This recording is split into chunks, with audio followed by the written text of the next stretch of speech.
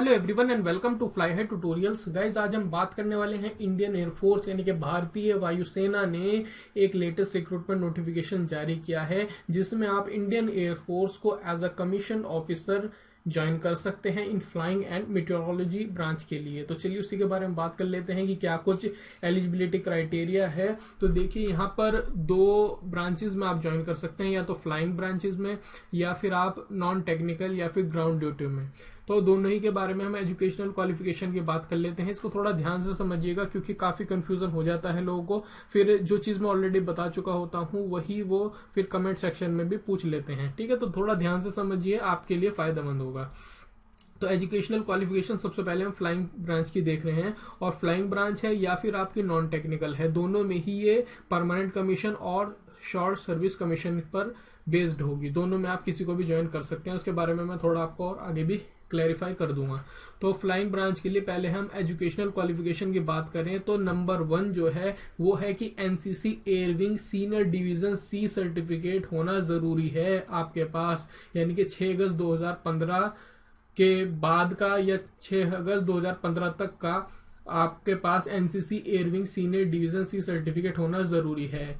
एक तो आपकी पहली ये हो गई जो इसके अंदर आपकी क्वालिफिकेशन होनी चाहिए। उसी के साथ साथ मिनिमम 60% मार्क्स होने चाहिए आपके 10+2 लेवल पर मैथ्स और फिजिक्स दोनों में। ठीक है, उसी के साथ साथ आपकी 3 साल की ग्रेजुएशन भी होनी चाहिए। डिसिप्लिन ग्रेजुएशन आप किसी भी डिसिप्लिन में हो सकते हैं 3 साल की, या अगर आपकी 3 साल नहीं है तो दूसरा क्राइटेरिया इसमें यह भी हो सकता है कि मिनिमम 60% मार्क्स हो आपके मैथ्स और फिजिक्स में 10+2 लेवल पर जो पहले भी था। उसी के साथ साथ आपकी बीटेक डिग्री भी हो सकती है 4 साल की जो होती है, आपको पता है, और उनमें भी आपके मिनिमम 60% मार्क्स होने जरूरी हैं। ठीक है, उसी के साथ साथ या फिर आपका सेक्शन ए और बी आपने क्लियर किए हुए होने चाहिए, जो कि आपका associate membership of institute engineers करवाता है, वो क्लियर होने चाहिए। तो आप बाकी की एलिजिबिलिटी यहाँ पर देख सकते हैं। तो मैंने आपको बता दी, ए और बी दोनों ही अगर आपके पास हैं तो आप फ्लाइंग ब्रांच में अप्लाई कर सकते हैं, अदरवाइज नहीं।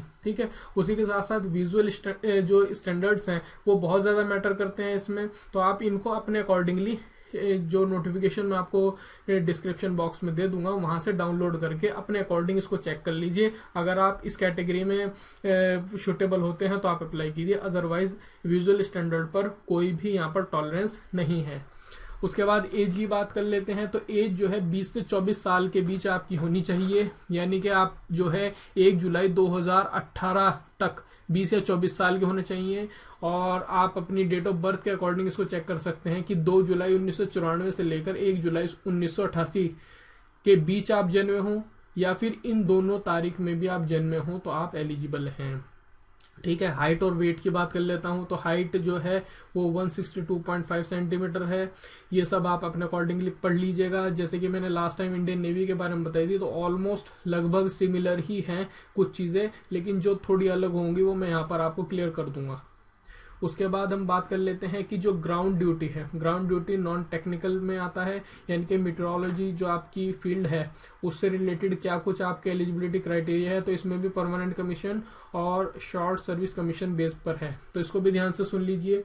तो इसके लिए जो एलिजिबिलिटी क्राइटेरिया है वो है कि आपकी पोस्ट ग्रेजुएट डिग्री होनी चाहिए, पोस्ट ग्रेजुएट, और किस किस स्ट्रीम में हो सकती है, साइंस में हो सकती है, आपकी मैथमेटिक्स में हो सकती है, उसी के साथ साथ आपकी स्टैटिस्टिक्स में हो सकती है, जियोग्राफी में हो सकती है, कंप्यूटर एप्लीकेशंस में हो सकती है एमसीए वाले, और एनवायरमेंटल साइंस में हो सकती है, अप्लाइड फिजिक्स में हो सकती है, ओशिनोग्राफी, फिर उसी के बाद में metrology, agriculture metrology, ecology and environment, Jio physics, environmental biology होनी चाहिए। और जो मिनिमम मार्क्स हैं वो आपके 50% होने चाहिए in aggregate of all the papers put together. ठीक है, तो मिनिमम 50% आपके मार्क्स होने चाहिए।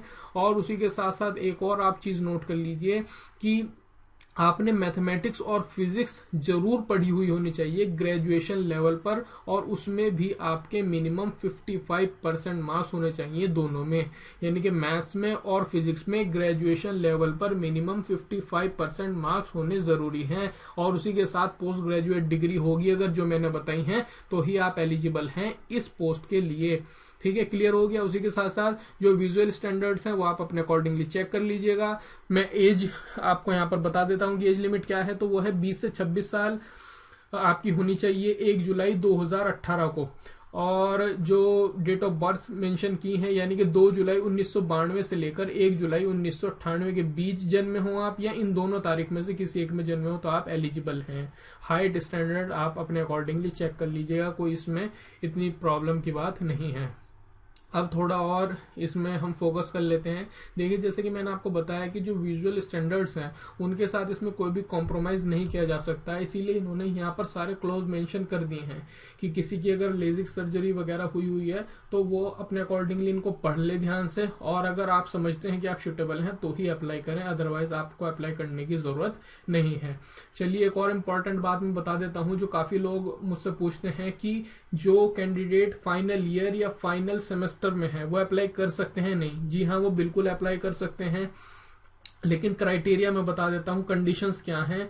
एक तो यह है कि कैंडिडेट की प्रेजेंटली कोई भी बैकलॉग नहीं होनी चाहिए, और अभी तक उन्होंने मिनिमम 50% मार्क्स पोस्ट ग्रेजुएशन में अटेन कर लिए हों। अगर आप MET यानी कि मेट्रोलॉजी ब्रांच के लिए एलिजिबल होना चाहते हैं, और 60% मार्क्स आपने मिनिमम अटेन कर लिए हैं BE, BTech, AMIE, ASIE के लिए, फॉर फ्लाइंग ब्रांच के लिए। ठीक है, तो इसमें कोई कंफ्यूजन आपका नहीं है। तो ये इन्होंने मेंशन कर दिया कि लास्ट सेमेस्टर या फिर लास्ट ईयर तक आपके मिनिमम 50% और 60% मार्क्स रेस्पेक्टिवली होने चाहिए, जो मैंने आपको बताया है। उसी के साथ साथ इन्होंने एक और कंडीशन भी दी है कि candidate should be able to provide provisional या फिर original degree certificate issued by university latest by 15 जून 2018। 15 जून 2018 तक आपको अपने प्रोविजनल या फिर ओरिजिनल डिग्री सर्टिफिकेट सबमिट करना होगा, तो आप एलिजिबल हैं। ठीक है, तो ये भी आपका कंफ्यूजन दूर हो गया।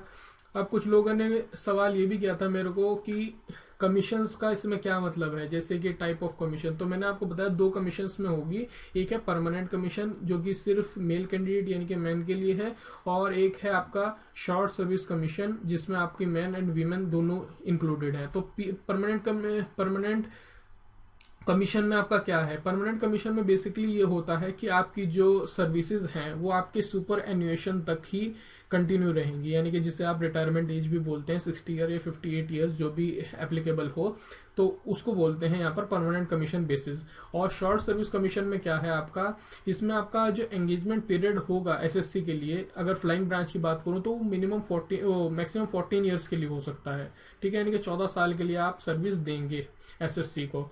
और जो इनिशियल टेन्योर है आपका SSC ऑफिसर मेट्रोलॉजी ब्रांच में, वो आपका मिनिमम 10 ईयर्स होगा, लेकिन उसको 4 साल और बढ़ाया जा सकता है, यानी कि उसको भी 14 साल के बराबर किया जा सकता है। जैसा SSC सुटेबल समझेगा उसके अकॉर्डिंग वो आपको उसमें फिल कर सकता है। उसी के साथ साथ जो LLB क्वालिफाइड कैंडिडेट्स हैं तो उनके लिए भी एक यहाँ पर अच्छी जो सूचना है वो ये है कि जब आपने अगर शॉर्ट सर्विस कमीशन में अपनी सेवाएं दे दी हैं तो आपको एक अपॉर्चुनिटी प्रोवाइड कराई जा सकती है कि आप लीगल ड्यूटीज भी प्रोवाइड करा सकते हैं इंडियन एयरफोर्स को। ठीक है, तो ये LLB क्वालिफाइड कैंडिडेट्स के लिए मैं बात कर रहा हूँ।